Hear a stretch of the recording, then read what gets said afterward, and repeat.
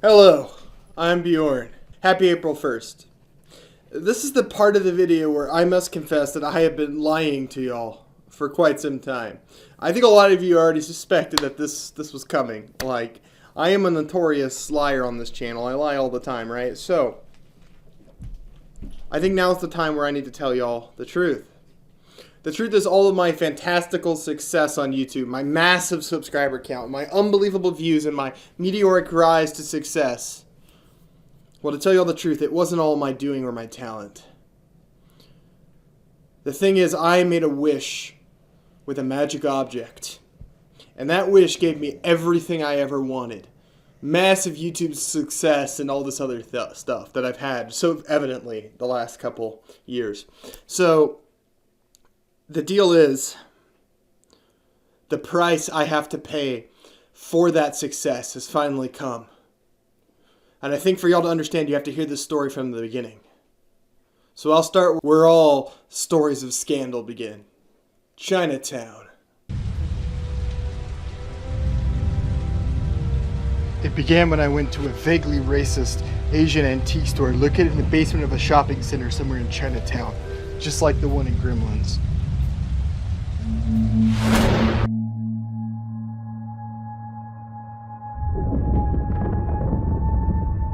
I was walking past all the bizarre curios when a single strange object caught my eye. It was a DVD copy of a film, a movie called Prince of Persia. I had never heard of it. I loved the Prince of Persia games. How could they have made a movie and I not be aware of it?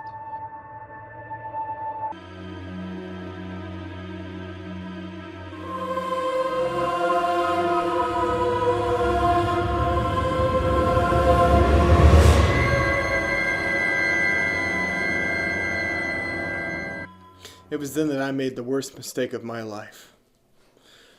Because I purchased that copy of Prince of Persia. And I paid the price. That night, I had a strange dream involving the copy of Prince of Persia.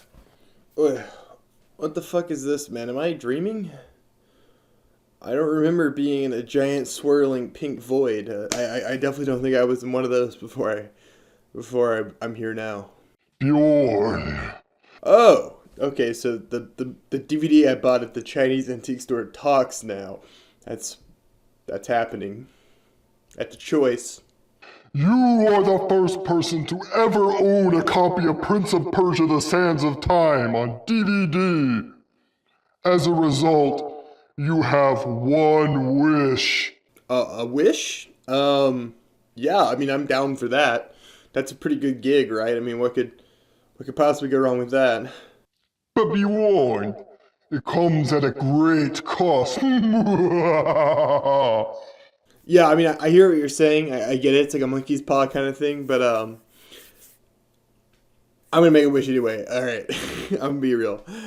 I wish my YouTube channel was massively successful. The biggest YouTube channel of all time. It was huge. Bigger than Mr. Beast.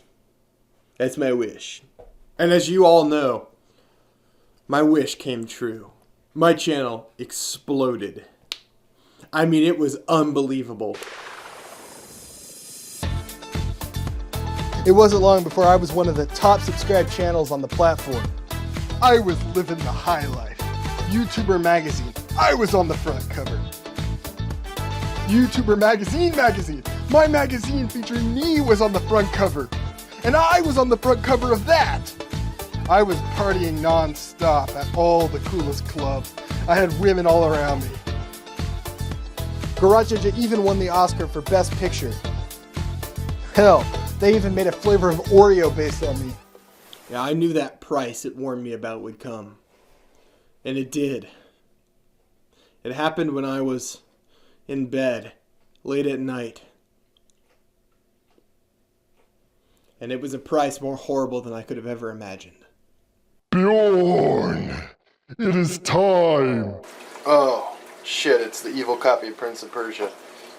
Yeah, man, what's up? I have come to demand my payment. I, the DVD copy of Prince of Persia, demand that you give the people what they want. Oh, Yeah, the price. You did mention that was going to be a thing. So yeah, what do you got for me, man? I'm kind of like half asleep here, but hit me. You must write a Justice League movie, and do it for real this time. No stupid fucking gimmicks. I'll know if you do it. I'll know. I'm subscribed to you. Oh, interesting. You want me to make a Justice League script thing like on my YouTube channel? That's what you want? Yeah, no. You must write the Justice League film for your YouTube channel, or else. That is my cost. Yeah, no, I'm just straight up not doing that. That's not happening. I'm not going to be doing that, no. You can't do that. You have to do the cost. That's how this works. Well, I don't care how this works for you, man. I'm not doing that. So it's just not happening. Yeah, no. I would never make a Justice League movie. That sounds like a really stupid idea. You can't not do that. Okay, see, now we have a problem, right? Because you want me to make this Justice League movie, and I'm not making it. And so that's kind of a problem, right? And I think that's a problem you've kind of got to figure out yourself, man. So deal with that, and let me go back to sleep now. Alright, big guy. You wanna play that way? I'm just gonna keep pestering you until you make the fucking movie, you prick. Yep, man. Pester me all you want. It sounds like a plan. What's the worst you could do, right? There's literally nothing you could do that would ever make me write a Justice League movie. Because it's dumb, and I'm not doing it. I didn't want to make that Justice League script. I really didn't want to make it. I had no other choice. That movie wouldn't leave me alone. I cut all the montage because it was lazy and boring. But that thing followed me everywhere. And it was like really annoying. It kept like whispering in my ears. Like just kind of creepy stuff. Like not creepy, like scary. More like just like Jared Fogle stuff. I don't know. It was weird. That movie is really weird. Just whatever. But with no other option left, I fled to a cabin in the woods, deep out there. And I set a trap. I was going to kill Prince of Persia, the film. And to do that, I had a 3-part plan. I was going to try everything I could to destroy the movie. Oh, real funny. Drag me down the dock to the water like it's a mafia. Hilarious.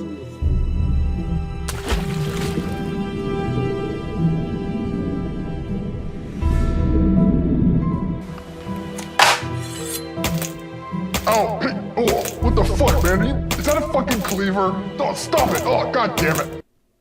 Chopping it up and drowning it didn't work because apparently the movie Prince of Persia can't regenerate itself and swim. Why would I assume it could do those things? So naturally I moved on to the next logical course of plans. A sniper rifle.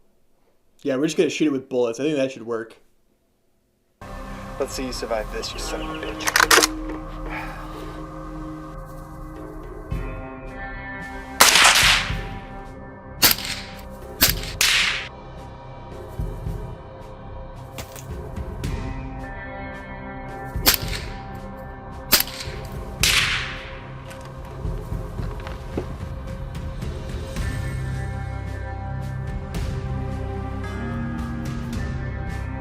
You still alive, you son of a bitch?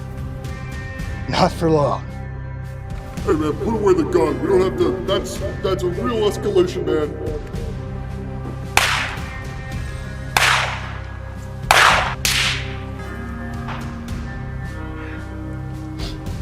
Finally, that bastard was dead.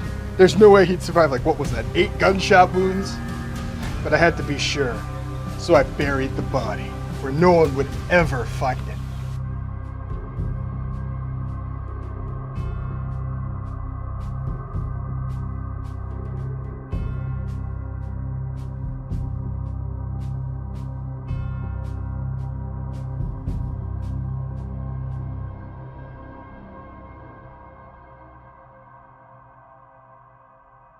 The evil copy of Prince of Persia was dead and buried, and was never coming back, or so I thought.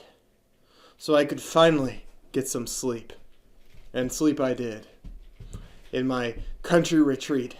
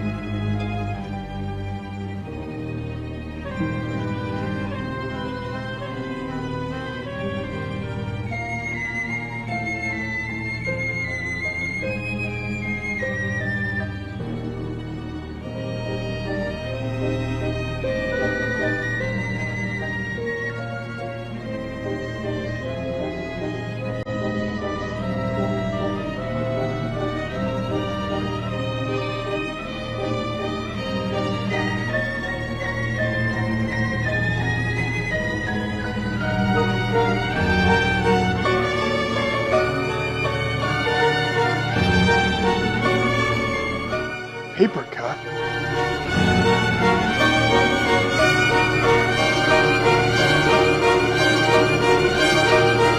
No!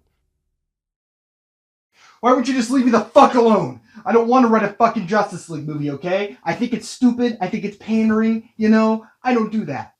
And look, now you're putting fucking comic books in my bed. I don't even read these. Joke's on you. You have to. There's always a cost. I could try shooting you again. Maybe that would work. Why would it work the second time if it didn't work the first time? I mean, I'm clearly immortal. Don't know. Haven't tried it yet.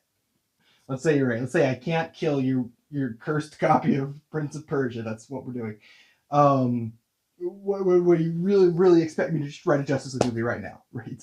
I've been obviously making a bit out of this not being real, and now you're gonna have me actually do it.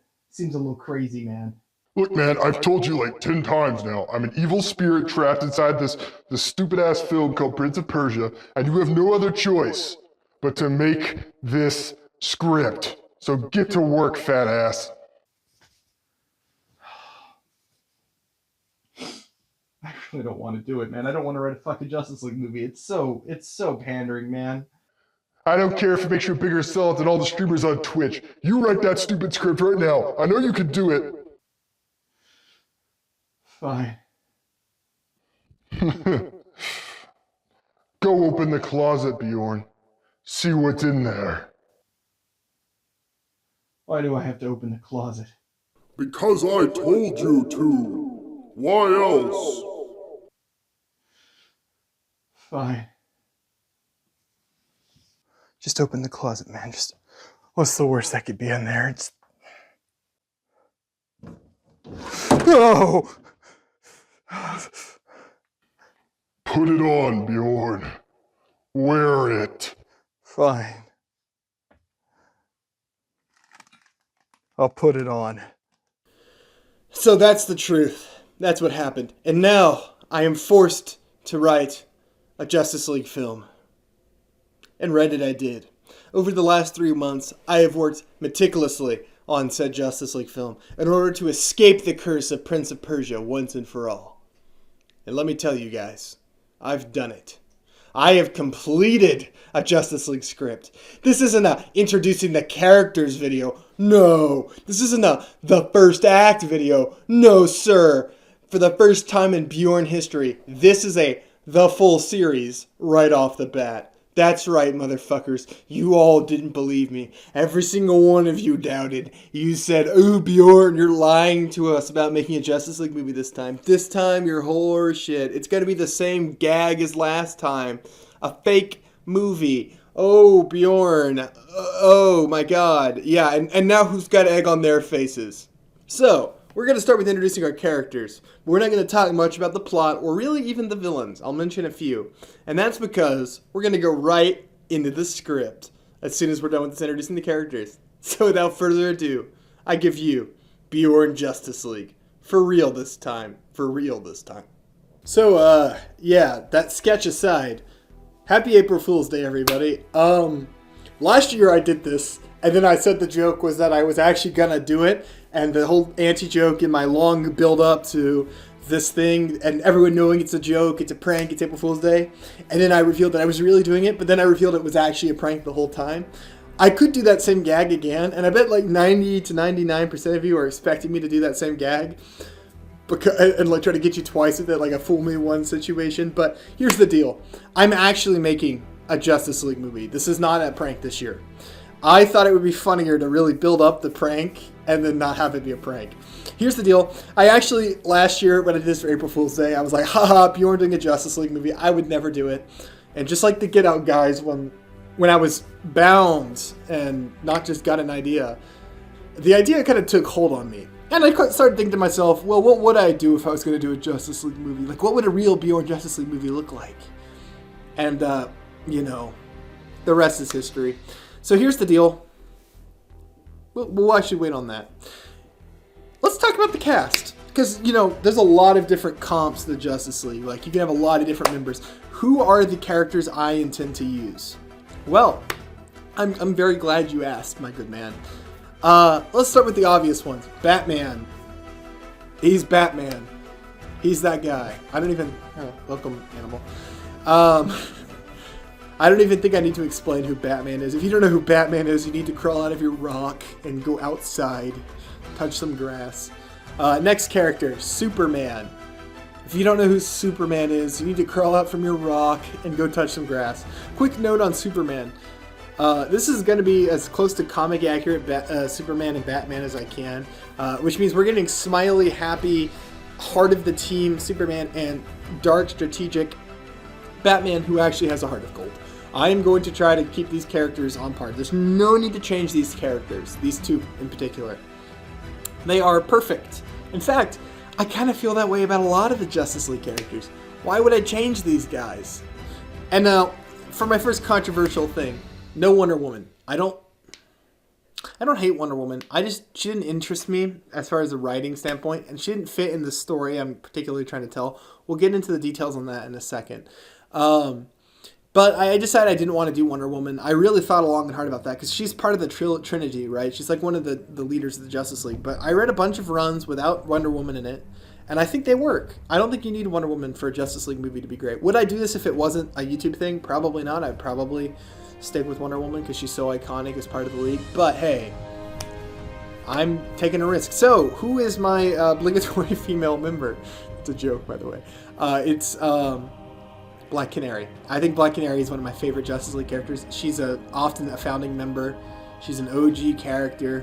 One of the runs I read is like Year One, Justice League Year One. She's a big part of that.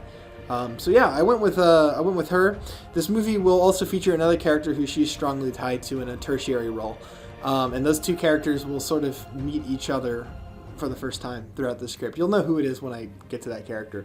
Next, Hal Jordan, Green Lantern. I really thought about Jon Stewart, but I want to do Hal Jordan for specific reasons that are relevant to the plot, as you will see. Big fan of Hal Jordan. Big fan of him. He isn't one of the main players in this movie. I'll talk about who the real main characters are, because with a big ensemble film, much like with my Suicide Squad stuff, some characters kind of fall to the wayside just by virtue of screen time. Not to say he doesn't get some awesome moments and some great set pieces. You guys have seen how I've done Green Lanterns in the past. I've interacted with Lanterns. We've done them before. But Hal Jordan will be in here. We may even tie in some loose thread Green Lantern stuff. Wink. With this script. Hal Jordan is great. He's cocky. He's arrogant, but he's at the bottom of it all a nice person who just wants to make friends. I'm a fan. So let's get to my favorite Justice League member, which is probably Batman. Let's get to my second favorite Justice League member, The Flash. And now I could go for Wally West. I could go for Jay Garrick. I'm going to go for Barry Allen. I know he's played out, but he's my favorite. And this is my script, damn it. I'm in control here. I'm the captain now. Barry Allen is the main character of this script. Barry Allen and Batman. Barry Allen is wonderful in the script, and this movie is gonna dive into Barry Allen, the man, not the Flash. We get the Flash. What is Flash's relationship like with Barry Allen? You know, we explore this a lot with Batman, but you don't usually explore this with the other characters, right? And this is gonna, by nature of what this movie is about, which I won't really spoil even in this video until the actual script starts. You'll know really quickly what the movie's actually about. But Barry Allen is a person who's faced with a very, very difficult choice and has his personal life and his superhero life sort of come together in a way that they haven't before. And it's going to really challenge him. It's really easy to see who a person is when they're, just skating on easy mode, saving the day, running at full speed. Who is Barry Allen when he's under the fire? Who is Barry Allen when everything he cares about is on the line? What happens to a man like that? What happens to all of these Justice League members when that happens? That's what the script is about. We don't really ever see that with Batman because by his nature, Batman is someone who keeps everyone at an arm's distance and is largely alone, especially in his early career, which is where this movie is set, right? So, just keep in mind that that's where this is going for. This is a very early Justice League. This Justice League has only been a Justice League for about 2 years, and this movie will follow their first major crisis. Every Justice League, like Year One through whatever story, there's something that changes, like be it Darkseid or something else, where the Justice League hits a threat that is unlike anything they've faced before, and their team, their bonds, everything about them is truly put to the test. That's what this movie is. Now, this movie is dark. It's not dark like my Suicide Squad stuff, where it's edgy. This is a dark movie that really goes into character exploration. Now, the League is still fun. They're still likable, happy characters. What happens when these happy, goody two-shoes characters are put into a really dark situation where they have to make some really tough choices? What are these characters like when the chips are down and they're forced into some really difficult decisions? That's what the script wants to, explore. And I had a lot of fun with it. So let's keep going. Barry Allen, The Flash, main character. We'll get more into the plot later. Up next is Green Arrow. Green Arrow is not a member of the Justice League in the script. Green Arrow is still a vigilante doing vigilante things. Throughout the course of this movie, he comes into contact with the League for the first time.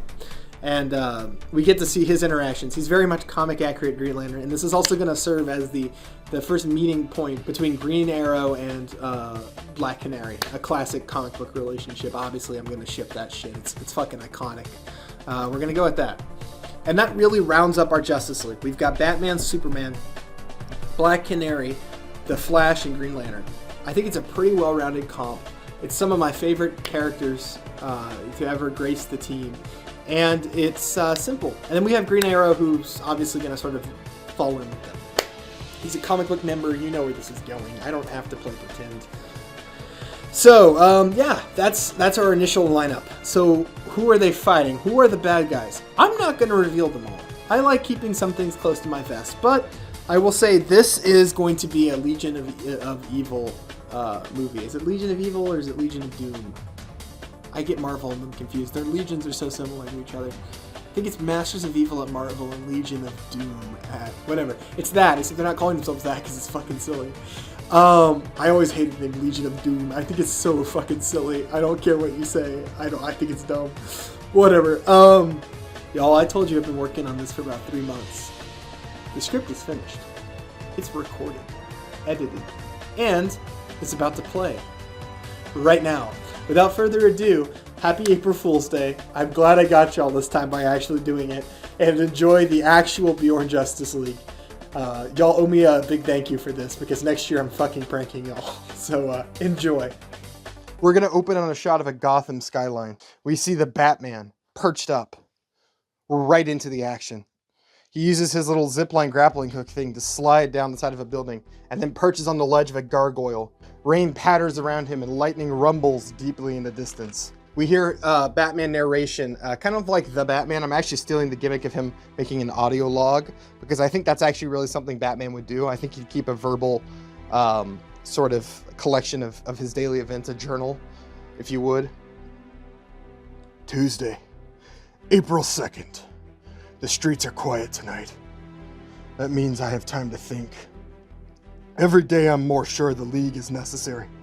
I'm used to being a nocturnal predator, solitary. But now more than ever, I see the value in looking for help. I worked with Superman again last week to take down an interloper from another planet. I couldn't have done it alone. What happens when something comes that neither of us can handle alone? And that time will come. I need warriors, men and women I can trust. I have to be sure. We're gonna see Batman hold up some binoculars from his perch and stare down. We can see 3 criminals haranguing a man who's cowering on the ground. From the distance, we see Black Canary appear. She starts to beat the shit out of them and then uses her canary scream. We hear Batman's narration again. This one calls herself the Black Canary. She does a flip and knocks one right in the teeth. We can see a couple of his teeth come out. She punches him until he's unconscious, then slides over to the next one. He pulls a gun and she screams again. The man holds his hands to his ear and then collapses. She kicks the gun away. Then she helps the person who is being beaten to his feet and leads him away. We hear Batman's narration again. She's good. I've met her alter ego before, but who is the woman behind the mask? Who is Dinah Lance? We see Black Canary climbing through an apartment fire escape into her apartment. She takes off her mask, flips on the TV, and is now laying on the couch watching it. Batman is watching her, which is super creepy, but it's what he does. Single, she's never married. Can't even find proof she's ever dated anyone. She lives alone, no cat or dog. She's a loner. Even more than me, perhaps. But she never kills, only hunts the bad guys and sticks up for the weak. She's a strong candidate. I need more information. I'll stake her out again. Maybe stage an encounter with my other half. I have to be sure. The League cannot fail, and the members have to be perfect. The world needs us too much. Batman disappears into the darkness, leaving us with blackness. In that blackness, we begin to see the studio logos and hear dramatic music build up. Then, we cut to the Wayne Enterprises logo and hear the sound of squeaking wheels. The camera slowly pans out to reveal a cart being pushed by a janitor through a hall. The cart is stamped with the Wayne logo. We see a larger Wayne sign on the wall. We see text on screen that says, Wayne Corporate Headquarters. The janitor stops in front of a glass door.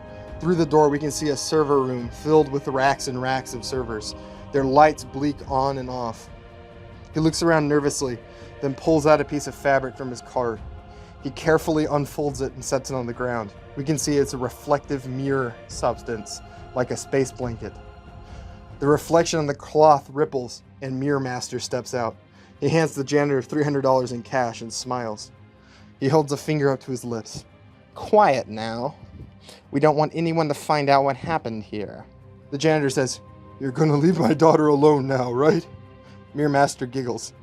You know, it's actually quite remarkable how many mirrors are in houses these days. They used to be a rare commodity. Your daughter should be fine, as long as you don't blab.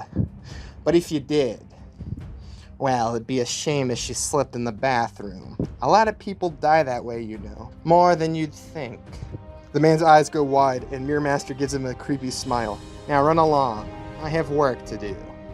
The man hurries off, pushing his cart, and Mirror Master pulls a small piece of mirror from his pocket and slides it carefully under the server room door. We see him step out on the other side, entering the server room. He walks past rows and rows of servers until he sees one labeled 72 and stops. He carefully lays out a reflective mat, then steps into it. He appears quickly after, with Rainbow Man in tow. Mirror Man says, Good work. You didn't get seen, did ya? Mirror Master says, Please, it was flawless. Rainbow Man says, Good. Flawless is how we like it. Let's get to it. Mirror Master says, I hate data extraction gigs. I don't do well with computers. Rainbow Man cracks his knuckles. Relax, I'll take it from you. Our client took care of all of it. This is the easy bit. He pulls his laptop out and sets it on the ground. He plugs in a wire and runs it from the laptop to the server, then clicks some sort of file program. We can see data being harvested from the server onto the laptop. Files begin appearing one by one, labeled nonsense. Rainbow Man says, Time to settle in. This is going to take a minute. He pulls out a trashy celebrity magazine and leans up against one of the servers reading it. We see Mirror Master twiddling his thumbs before he clearly gets bored.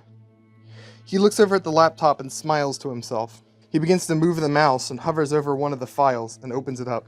We see a picture of a man with a lopsided smile and messy brown hair. A whole bunch of surveillance photos and information on him appear alongside the photograph. Mirror Master says, Who the fuck is Barry Allen? Rainbow Man says, I don't know. Hi, are you looking at the files? Mirror Master says, Yeah, I was bored. I figured this had to be more interesting considering how far out of his way our client went. I mean, breaking into Wayne Enterprises is some serious shit. Rainbow Man says, Our orders were specific. We're not supposed to see what's on that file. Mirror Master says, Not much to see, just a bunch of random people. This guy flies airplanes. This one works for the Daily Planet. Clark Kent, doesn't he do the weather? Rainbow Man says, Nah, that's Jane Friday. Trust me, she's hard to forget. She's got some particularly nice assets. Mirror Master says, Well, this is all useless crap either way. What's here that's valuable? Rainbow Man says, I don't know, I don't care. I don't get paid to care. Mirror Master says, Who was the one paying for all this crap anyway? Rainbow Man says, Trust me, you don't want to know. He scares the shit out of me. Mirror Master says, Someone scared you? Rainbow Man says, Yeah, and he's going to scare you too. Trust me, I'd stop looking if I were you. Mirror Master says, Fine. He closes the file. Not long after that, the download is complete. They pack up their laptop and disappear into the reflective sheet. We're going to cut to a warehouse in Gotham. We see Mirror Master and Rainbow Man leaning against the wall. We see Rainbow Man tossing a data drive up into the air and catching it back in his hands. Mirror Master says, He's late. Rainbow Man says, He'll be here. Suddenly from the darkness, we hear footsteps. They grow closer and closer. A silhouette appears in the darkness of the room, then steps into the moonlight. We see Deathstroke. Deathstroke asks, You have it? Rainbow Man says, Sure, you hired us to get it, right? That's what we do. Deathstroke slides over a briefcase on the floor. Rainbow Man quickly opens it up and we see tons of cash. He smiles and shuts the case. He tosses Deathstroke the data drive. Rainbow Man says, "It's all there, copied directly from the servers." Deathstroke says, "And you did not access the data." Rainbow Man says, "No, of course not. You told us not to. We're professionals." Deathstroke says, "Good, because if you had, I would have killed you. It's been a pleasure doing business, Rainbow Man." The camera lingers on Deathstroke as intense music builds up. His masked face stares at the data drive. Then his hand gently squeezes around it. We're gonna cut to the title as a horror stinger plays. Justice League, The Harder They Fall. We're gonna open on a CSI building. We see Barry Allen sitting in a swivel chair. He's holding a cell phone up to his ear. We hear a female voice, Iris West, on the phone. "We still on for dinner tonight at my place?" Barry says, "Oh, of course." Iris says, "Good, you better not be late again." Barry says, "Look, I had a thing come up last time. Traffic." Iris says, "Actually, it was a work emergency." Barry says, "Oh, that's right, yeah, work emergency, that was it." You wouldn't believe how much blood there was there. In the background, we can see the TV is changed to an emergency broadcast. We can see Weather Wizard raining havoc on downtown Central City. Barry doesn't notice since the TV's muted. Iris says, "You know, Barry Allen, if I didn't know better, I'd swear you were having an affair." Barry says, Look, I'm not Iris. I know I've been a little all over the place, but things have been hectic at work. With all these convicts running around, crime is happening like crazy." Iris says, "I know, Barry. I'm a reporter. I'm gonna think of it too. Look, I gotta go. I love you, and I'll see you tonight. On time." Barry says, 6 o'clock on the dot. She laughs, then the call hangs up. Barry flops back into his chair. God, I don't deserve her. Gonna have to tell her sooner or later. We see him isolate a couple blood samples into a test tube, then he spins them around using his super speed.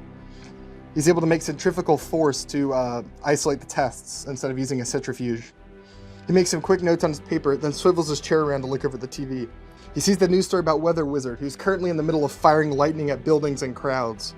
Barry says, "Oh, that's a problem." We're going to cut to the hall of the CSI building. We see a man carrying a bunch of bagged evidence enter Barry's office. The CSI head says, "Alan, I'm going to need these tested for..." He looks up and we see the room is completely empty. Barry's swivel chair spins rapidly as if someone just stood up from it. The CSI head looks around the office confused, then calls out in the hallway, "Anyone seen Alan?" Everyone just shakes their heads. The CSI head says, "God damn it, Alan, not again." We're going to cut to the Flash running at full speed through Central City. We hear the song On Edge by CXR play as he speeds through the streets. The Flash runs through the streets, turning corners and leaving trails of lightning behind him. He weaves through cars and past pedestrians. At one point, he snags a hot dog and starts eating it. We see the hot dog tender left with a $10 bill in his hand, confused. He sees the classic cat stuck in a tree, cape shit stuff. He quickly stops, grabs the cat out of the tree and puts it in the arms of the little girl, then keeps running, barely without stopping. Finally, he reaches where Weather Wizard is and runs straight into the fight. Weather Wizard holds out his staff and lightning arcs off it towards a group of children. We see the Flash dash in. He slides his feet forward and lightning arcs off his own feet as he comes to a stop. He holds out his hand and catches the electricity on it, redirecting it with his other hand. He screams as Weather Wizard's electricity arcs through his body, then flies out, striking a tree. The Flash turns to the kids and says, "Go! Run!" The kids scramble off in the other direction. Flash turns his eyes towards Weather Wizard. He looks angry. "You could have killed them." Weather Wizard said, "I could have, but luckily someone was there to stop me. A few more of those and you'll cook, Flash." Lightning arcs in his hand. "And I know just how to make you get hit." He fires it towards the crowd, and Barry once again runs forward, catching the lightning on his arm. He lets out a scream as the electricity courses through him. Weather Wizard laughs. He turns and fires it towards a woman. This time, the Flash wises up. Instead of catching the lightning, he grabs the person, quickly moving them into an alleyway. He looks up and realizes that it's Iris West. The Flash says, "Are you okay, Miss West?" Iris says, "You know me?" The Flash realizes his mistake. He says, Yeah, Iris West. Yeah, you write in the paper. Well, you write about me from time to time. I try to read all the stories about the Flash, just to gauge public opinion."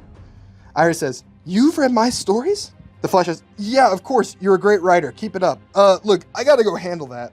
He gestures over his shoulder to where we see Weather Wizard is beginning to form a tornado in the center of the city. He starts to bounce back as if warming up. He says, "It was nice to meet you. I look forward to reading about this in the paper." Then he vanishes in an instant, blowing back Iris's hair and sending out little sparks of electricity. She lets her breath out. Holy shit! We're gonna follow the Flash as he shoots through the city and begins to speed around the tornado in the opposite direction of its rotation. We see Weather Wizard in the middle of it, his hair blowing around wildly, holding his staff up in the air. The Flash's yellow lightning begins to climb up the tornado as he runs faster and faster. The tornado begins to dissipate. Weather Wizard floats down to the ground and snarls. He spins the staff again, and his breath begins to mist in the air. He says, "I think it's time to put you on ice, Flash." We see water freezing on the ground, then massive ice pillars begin to grow out of the ground. The Flash slips to the side, dodging, but his mobility has been reduced on the ice on the ground, and he clearly slips for a little bit before regaining his balance. He stops and says, "Man, Weather Wizard, you and your puns, you're turning into the electrocutioner." Weather Wizard growls and spins his staff again. We're going to cut back to the CSI building. We see Barry's boss entering a large room. Several other people are standing watching the TV. We can see Flash battling the Weather Wizard on screen. The CSI's head says, "What are you lazy asses doing?" One of the agents says, "Flash is battling the Weather Wizard downtown." CSI head rubs his forehead. "Christ, another mess for us." A beautiful woman with long blonde hair approaches him. She lightly touches him on the shoulder and says, "Excuse me, could you help me?" The CSI head turns and looks at her, then smiles charmingly. "I'm sure I can." The woman says, "Oh great, I'm looking for Barry Allen." The CSI head shakes his head. "You and me both. He's always disappearing. If he wasn't so damn good at his job. Well, I don't think he's here. But if you find him, let me know. I gotta chew him out." The woman casually puts an arm on his shoulder. "Well, that's a shame. Thanks for the help." The woman casually walks off. The CSI head watches her go, shaking her head. "Alan, that lucky bastard." The woman pulls a walkie-talkie from her belt and talks into it. "Confirmation, check 2M7. Alan appears to be your man. He's not here and no one knows where he is." A crackled voice comes through her walkie-talkie. "Copy. You're in the clear then." The woman smiles and carefully puts the walkie-talkie back on her belt. She slips into one of the bathrooms, and then, shortly after, the CSI head walks out. We see him carefully enter Barry's lab room. He seems to search around for a little bit until he finds a single hair. The CSI head holds it up so it's reflected by the light and smiles. He puts it in his mouth and swallows it. He seems to let out a little shudder of ecstasy. We're going to cut back to the Flash fight. We see Flash running across the side of a building towards the Weather Wizard as he starts to levitate off the ground again. In the distance, we can see ocean waves beginning to come to the shore harder and faster. Little whiffs of white clouds are starting to form over the bay. Weather Wizard says, "I think it's about time I wipe Central City off the map once and for all. Let me show you a little something I've been working on, Flash. A more extreme kind of storm. Let's see how this city holds up against a hurricane." Out over the bay, massive storm clouds are now swirling over the ocean. The Flash says, "Hey, Weather Wizard, why don't we take this out of the city? I can't imagine a hurricane here will do any good for these buildings. You're just lucky I got here in time to stop that tornado before it was too late. But you're gonna hurt people if you're not careful." Weather Wizard smiles. "That's the idea. Now go to hell, Flash." Flash says, "I'm gonna take that as a no then. Buddy, this is gonna land you some serious jail time. It's not too late to stop. I can get you help." Weather Wizard says, "I don't want your help. I want to bring down a building or 10. Flash says, "Fine, man. Just remember, I gave you an easy way out. I think it's time I wrap this up. I've got a meeting after this." The Flash begins to run down the street until he finds a cop. We see the cop running towards the fight with his gun in his hand. Flash spontaneously appears in front of him. He says, "That gun isn't going to do you a lot of good.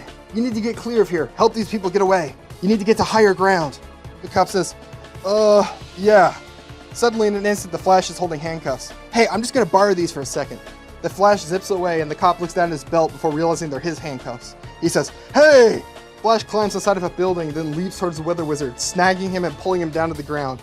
With all of his speed, he pulls away the staff, then locks Weather Wizard's hands in the handcuffs. He spins away, leaving Weather Wizard discombobulated on the ground and holding his staff. The Flash zips away, holding Weather Wizard's staff, leaving the man discombobulated on the ground. The Flash says, "And the forecast calls for sunny skies." Weather Wizard begins to laugh. "You're too late, Flash. It's already started." Flash looks off in the distance, and we can see the hurricane is still forming. Massive white clouds and lightning are striking in the distance over the bay. The wind is beginning to blow trees violently. Flash says, "Stop that storm." Weather Wizard says, I can't now, Flash. It's self-perpetuating.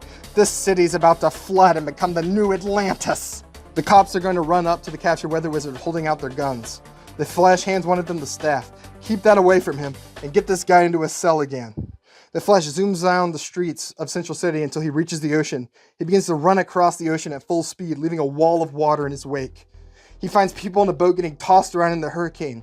The ship is taking on water and starting to spin. It's going to flip over. The Flash snarls and begins to grab people one by one, running them back to shore. Then he starts to speed towards the storm. He starts to run around it in circles, like he did with a tornado, as fast as he can. Lightning begins to flash in the storm more and more violently. It's bright orange and yellow as the Flash runs. The water on the surface begins to turn to steam as the Flash generates hits by running around it so quickly. He says, "Faster!" He picks up speed. He's going so fast now that the whole landmass is covered in steam from the water. Parts of the water are beginning to bubble as they boil from the friction. Finally, he skids to a stop on the shore, leaving scorch marks as he does. Mist drifts away, and all that's left are a few small, scattered rainstorms. The Flash looks out at the bay and says, "Wow." The watch on his arm beeps. He checks the time. 4 o'clock, he says, "Oh, I'm late again." We're going to cut to a high-rise office in a nice building. Sitting at a desk made of a very nice, mahogany wood, we see Lex Luthor sitting. He has a landline phone to his ear. He says, "Are you sure it'll work? We need results guaranteed. I can go to the backup if necessary." We're going to cut to a woman. She has long red hair and her face looks gaunt. She's sitting in what appears to be a nasty public bathroom. Her eyes are sunken and she looks tired. She rocks back and forth and holds a phone up to her ear. It shakes in her hand as if she's almost too weak to hold it. She says, "It'll work. I've run the tests. Please, open it. Luthor says, "Fine. You're authorized." A capsule sitting in front of the woman opens up on its own with a hiss, and we see mist flow out of it. We can now see that she is in fact in a public bathroom. Inside the capsule is a single syringe filled with a strange green liquid. She trembles as she picks it up eagerly. She seems so eager, as if she's needed this, as if she's an addict. Then she injects the serum into her veins. Her eyes turn red and she begins to quake. She spasms on the ground and lets out screams. They don't sound human. We see Lex Luthor listening on the phone. A faint smile touches his lips. He checks his watch. 5:30. That seems to satisfy him. We see the woman again. Her arms begin to grow and she lets out a howl of rage. Her long red hair grows even longer. Her legs expand until they're almost the size of the room she's in. She explodes out through the roof of the building, demolishing the bathroom as she does. We can now see she's in a park.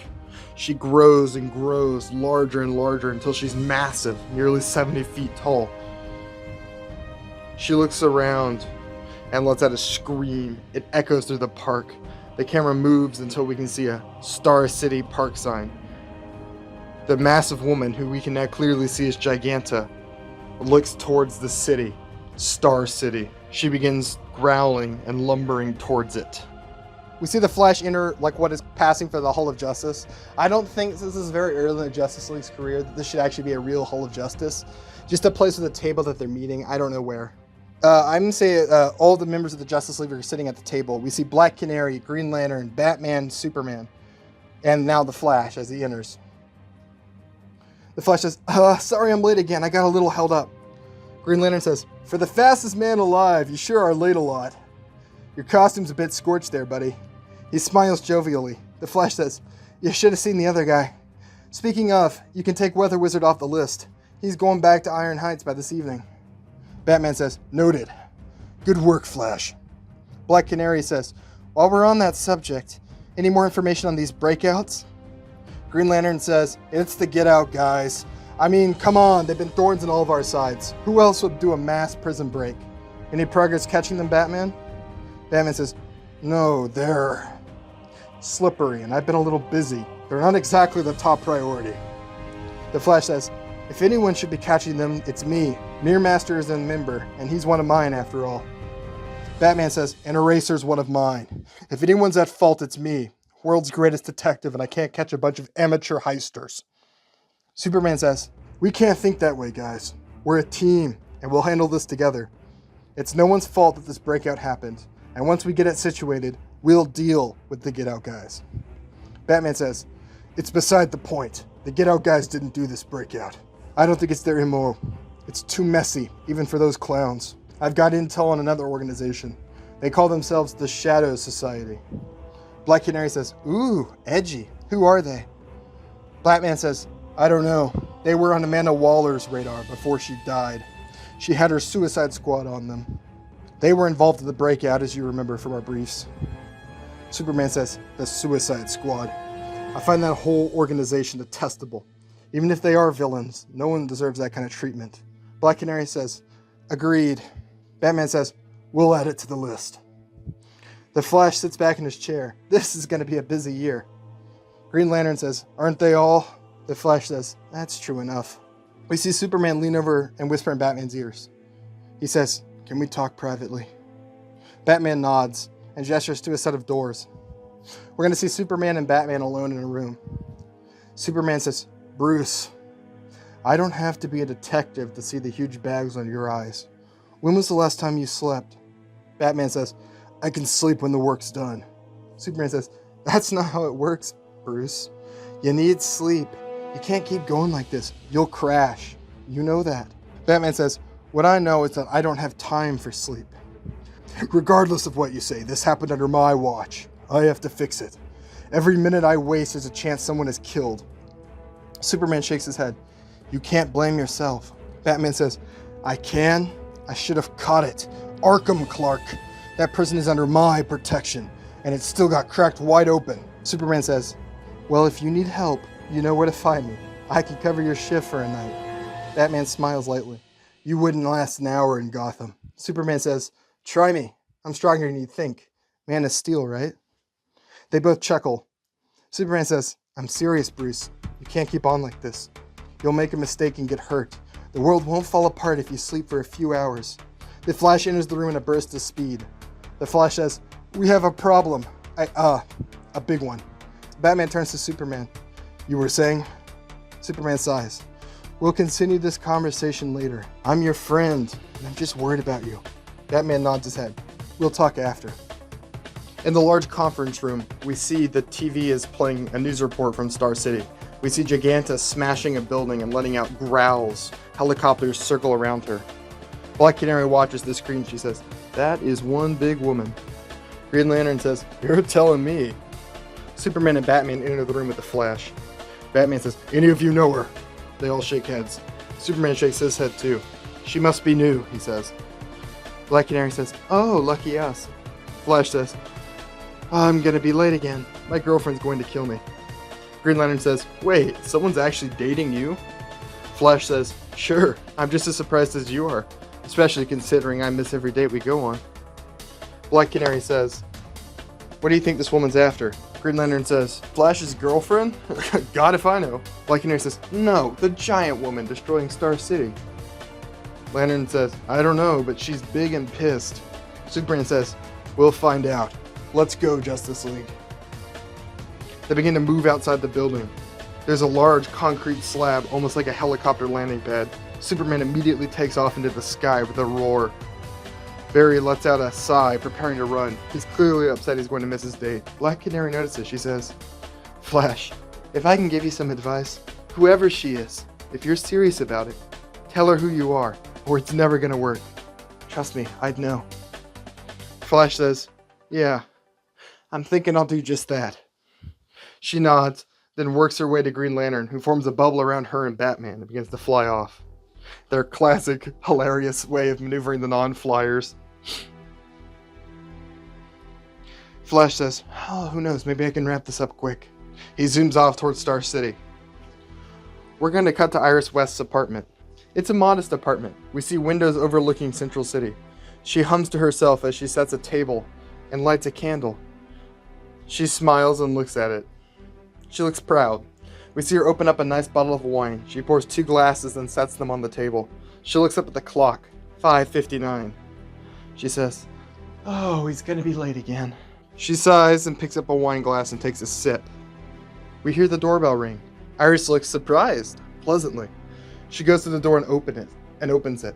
On the other side, we see Barry Allen smiling with flowers in his hands. Iris takes the flower and lets Barry in. She sets them in a vase. Barry follows her in carrying a backpack. He sets it in the kitchen carefully. Iris says, 6 o'clock on the dot. I can't believe you're actually on time for once. Who are you and what'd you do with Barry Allen? Barry chuckles. I stole his identity. He laughs again and says, I just wrapped it up early in order to make it. My boss can deal with it. I know how much this meant to you. Iris works her way over to him and kisses him on the lips. She says, well, I appreciate it. Barry says, hey, I've got a surprise for you. Go sit down and close your eyes. Iris says, ooh, you really are trying tonight.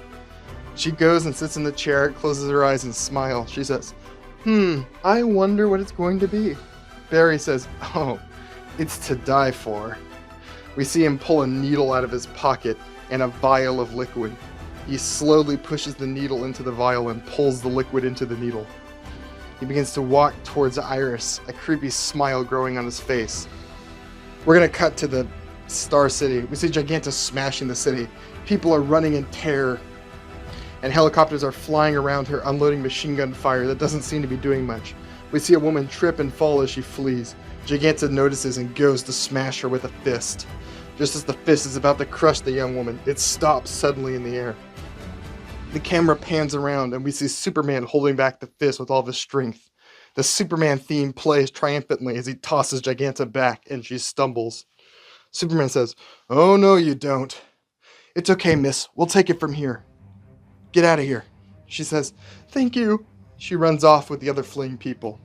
The rest of the Justice League arrives. Giganta looks at them with rage and stomps towards them. The Flash says, I'll take care of the civilians in these buildings. You guys handle whatever she is. We're going to see them battling for a while, mostly of your classic superhero slug out with the kaiju. You've read about this kind of stuff, seen this sort of thing before.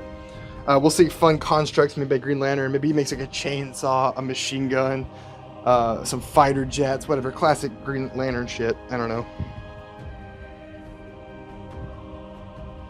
As she smashes building and throws things around trying to defeat the Justice League, we see the Flash moving at the speed of light. He's moving people in and out of the buildings, getting them to safety. He's flying through apartment buildings, evacuating people manually anywhere he can find them.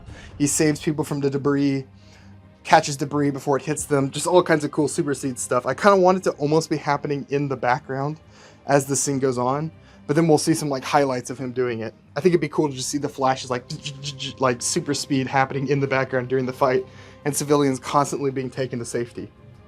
We see the Flash shoot past the foot of Giganta at full speed, snagging people who would have been crushed by one of her massive steps. Superman smashes a fist into Giganta's face, and she falls backwards from the shock of it. Green Lantern conjures a giant fist of his own that punches Giganta back towards Superman as she falls. Superman bounces her back again. Green Lantern says, well, if this isn't the biggest game of ping pong ever played, I don't know what is. Giganta lets out another scream, then manages to flick Green Lantern on the second bounce back. She sends him smashing into the ground in a small crater. Next to him, we see Black Canary helping a civilian. She looks up and notices Giganta's ears. A small amount of blood runs from them. The damage she must have taken from the last impact. Canary gets an idea and lets out a little smile. We're going to cut back to Iris's apartment. Iris says, come on, Barry, how long do I have to keep my eyes closed? Barry says, not much longer now, here I come. He holds up a cloth and the needle. Iris can't see him with her eyes closed. In an instant, he shoves the cloth over her mouth. Her eyes open in terror as Barry injects the needle. Her eyes grow sleepy, and then she's out. Barry puts away the needle and returns it to his bag. We see a sinister smile grow on his lips as he carefully removes several blood bags and a transfusion kit.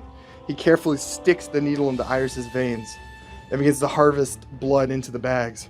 He plucks one of her hairs out and swallows it. As the blood bags begin to fill, he walks into the kitchen and grabs a butcher's knife from the knife block and comes back. We're going to cut back to Star City.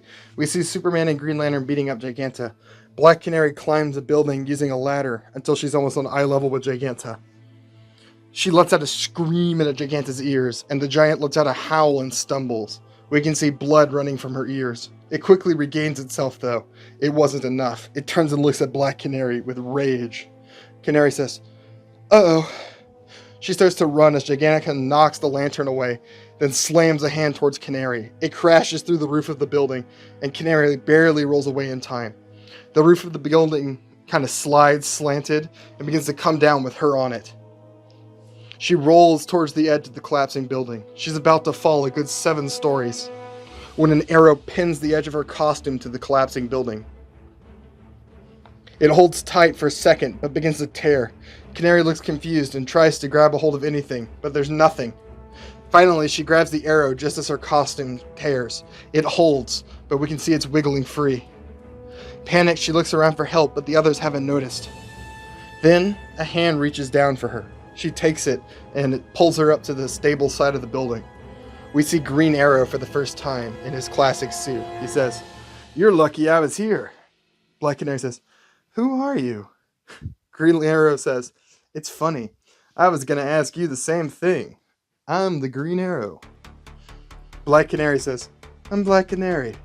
Green Arrow says, "Do you guys know what that thing is?" Pointing towards Giganta, Canary says, "No idea. Can you get it to turn its ear towards me?" Green Arrow says, "I gotta say, that is the strangest request a woman's ever made of me. And trust me, that's saying something. I can do it. I bet she won't like it if I shoot her in the eyes." He loads up one of his arrows and ties a rope to it. He fires it across the adjacent building, then uses his bow like a zip tie and makes it to the opposite roof. He ducks into a roll and then pulls another arrow back from his quiver into the bow. He lets it loose and it sinks right in Giganta's eye. A perfect shot. The giant lets out a howl, then turns to look at Green Arrow. Her ear is now facing Canary. We see her let out a little laugh. She gets right up to its ear and screams. The sound waves echo over the giant, and it begins to hold a hand to its head. At that exact moment, Superman launches up from the ground and smashes it with an uppercut, sending Giganta sprawling to the ground. We see Green Lantern begin to form chains with his power, completely pinning her to the ground. They've defeated her. We hear a thunk sound. Canary turns and looks next to her, and we can see an arrow wobbling, stuck into the building about a foot away from her. A piece of paper is taped to it. It's got a phone number and it says, "Call me." Canary turns to look towards Green Arrow with a smile, but he's already gone. She laughs to herself. We're going to cut back to Iris's apartment. We see Barry pull a blood bag off the IV. Iris is still unconscious and she looks extremely pale. He pulls the IV out of her arm and puts the equipment away in his bag. He takes the blood bags and sets them on the counter. We see 4 or 5 in all. He clicks a button on his watch, then waits. Not long after, someone appears in his room out of nowhere. It's Bolt. Bolt says, "It's done then?" This Barry Allen says, "She's all yours." Bolt studies Barry for a second. "Jesus, that's uncanny. So that's him, huh? The Flash?" Barry says, "Apparently. Take her. I have work to do." Bolt says, "Okay, mister. I'll get her out of your hair." He touches Iris, and she vanishes. Bolt smiles and says, "Be seeing you, everyman." He disappears too. The song Wonderland by Caravan Palace begins to play. We see Everyman pull 3 trash bags from Iris's sink. He goes through her laundry and shoves dirty clothes into the bags. He pulls sheets off her bed and blankets and puts them into the bags. He does the same thing until the bag looks stuffed, as if it's overflowing with something. He tosses the bags next to the door, then casually walks over to one of the blood bags and pops it. He coats the knife with it and begins to swing around the blood in arcs around the apartment as if they were stab wounds, recreating blood splatter. He pours one of the blood bags over the carpet, leaving a massive blood pool. He starts to spread blood everywhere, spraying it, making it pool up. The movements of him spraying the blood sync up to the beat of the music. He smiles almost the entire time he does it, seemingly overflowing with pride at his work. He picks up the knife and completely coats it in blood. He holds up one of his fingers, still holding Barry's body, and presses fingerprints all over the blades and handle. He says, "Oh, Barry Allen, what did you do?" He giggles to himself. His skin begins to ripple and contour. His bones snap and shrink, and his hair grows longer until he looks just like Iris West. He takes her hand and smears it across the wall, leaving desperate fingerprints as if she was running, bloody. He adds handprints to the carpet and presses one of her bloody fingers into the wood, as if she's crawling away. He makes sure to leave a little of it all over his hands, and a tiny bit on the bags he left by the door. He takes the last blood bag and dumps it all over the bathtub in the bathroom, as if someone was cut apart. Then he transforms back into Barry. He checks his watch. 6:36. Right on time. He pushes his door open, carrying the laundry bags from earlier, just as the neighbor leaves his house. The man looks shocked as he notices all the blood. He says, "Barry?" Barry says, "Go back inside." The man says, "Oh, God." He rushes back into his apartment. Every man smiles. He begins to move down the hall carrying the laundry bags. When he reaches the laundry chute, he simply tosses them down without a care. He continues to walk down the hall as his body begins to contort and his face changes. He looks like the blonde woman from earlier. He walks out of the apartment without a care in the world just as police cruisers begin to arrive at the building. We see a prison transport vehicle labeled Iron Heights moving down a road surrounded by forests. In the back of the vehicle, we see Weather Wizard chained. He has his eyes closed and has a faint smile. Suddenly, we hear a popping sound and squealing. The vehicle swerves, then comes to a sudden halt. Weather Wizard opens his eyes. He mumbles to himself, "Here we go." We can see the two guards driving the vehicle exit it. One of them looks at the tires where we can see metal caltrops stuck into them. The guard says, "Holy hell." As soon as he says it, we hear the crack of a gunshot and he's dead in an instant. A bullet right through his head. Another guard scrambles for the radio, but something sticks into his hand before he can reach it. A knife. He turns in panic towards the woods, and we hear the sound of a snapping stick. We see Deathstroke slowly stepping out of the forest, half lit by shadow, his orange and black contrasting. He draws his sword and slowly approaches the guard. He swings it towards the camera, clearly killing the guard, and we cut back to Weather Wizard. The back of the truck opens, and we see Deathstroke. He tosses in the key. Weather Wizard quickly undoes his handcuffs. Deathstroke says, "I have to admit, I had my doubts about you. You did well." Weather Wizard says, "Did it work?" Deathstroke says, "Perfectly." Weather Wizard begins to laugh. "This is a good day." Okay. We're going to cut to a jungle. It's thick, and a light layer of mist flows through the trees. We can see a large mountain in the background. Text on screen says, "Southern Sunite Jungles," where the camera's going to slowly move in until we see 4 Teletubbies walking through the forest, all holding M16s. The one at the front, the red one, says, "This is a goddamn nightmare.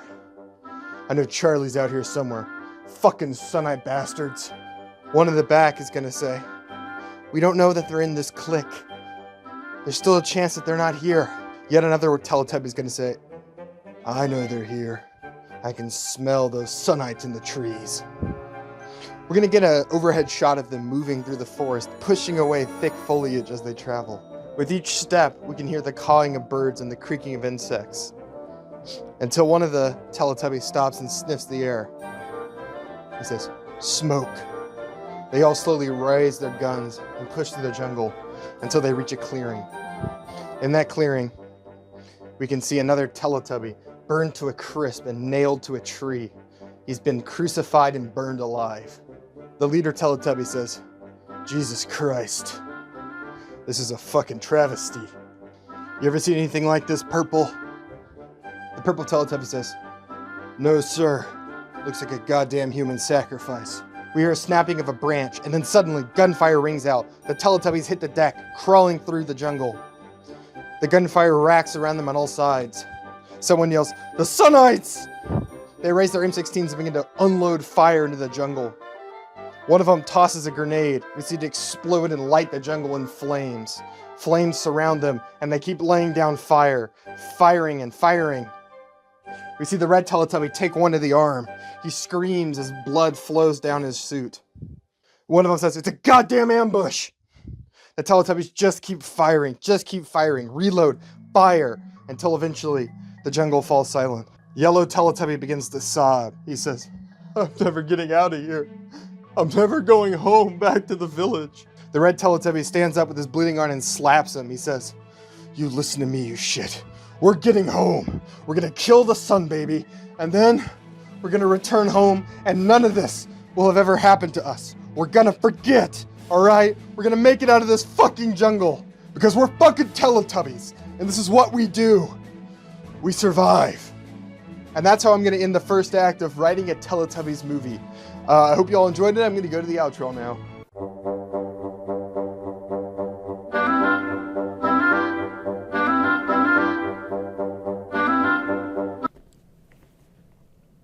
So, you got pranked by a YouTuber again for the second time in a row.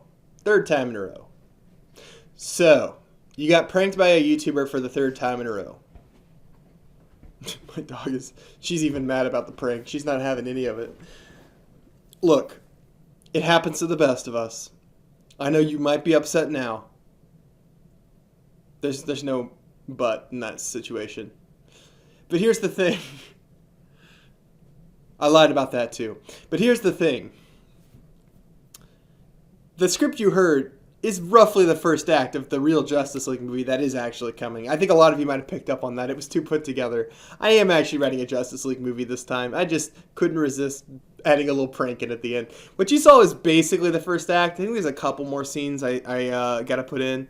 And then the real first act, like the actual official Bjorn Movies version of it with some cleanup and whatever, will be coming out very, very soon. Yeah, so we are actually doing the Justice League movie. This is the actual plot of it. I just thought I'd have a bit of fun yanking all around. I enjoy some prankage from time to time, as many of y'all might be aware. So yeah, thank you for joining me on this lovely April Fool's Day. The festivities don't end here, though. This is not the last video uploaded today. I've mentioned this a couple times in the Discord, but for those of you who enjoy the Massacast, our very bad podcast, we do have an episode coming out after this at some point. I don't know, it might be a couple hours. I'm not exactly sure when this is going up and when the Massacast episode is going up. The episode is entitled Oops, All Schizo, and is a certified hood classic. So go ahead and check that out. Thank you all for coming on April Fool's Day, and I apologize in advance for a second Teletubby prank. Yeah, see y'all next year when I manage to trick y'all into thinking there's gonna be a prank, only to reveal that there is no prank. It's really gonna happen next year, so whatever I tease next year, be sure that it's real this time, 100%.